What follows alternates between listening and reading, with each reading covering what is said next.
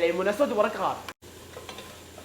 وننزل بهارات ملعقه من بهارات مشكله، بابريكا، فلفل اسود، كركم، وميكس ميكس. وننزل الدجاج ميكس، ونغطي الدجاج بالمويه، حبه كامله معجون طماطم او 135 جرام، وننتظر لين تغلى معانا المرق. وبعد ما غلت نبدا نطلع الزفر المتجمع على الاطراف، وننزل ملح حسب الرغبه، وننزل فصين ثوم، ونغطي عليها ونتركها لمدة 15 دقيقة على نار متوسطة. كذا صار جاهز معانا. وبعدين نطلع الدجاج ونحطه بصينية خارجية، وندخل الدجاج يتحمر بالفرن، وننزل جزر مبشور بنفس المرق اللي صفينا منه الدجاج. وعندنا هنا 8 كاسات رز مغسول ومنقوع من النشا، ننزله فوق الماء، وننزل بضع من الزبيب، ونغطي عليه ونتركه لمدة 12 دقيقة على نار منخفضة.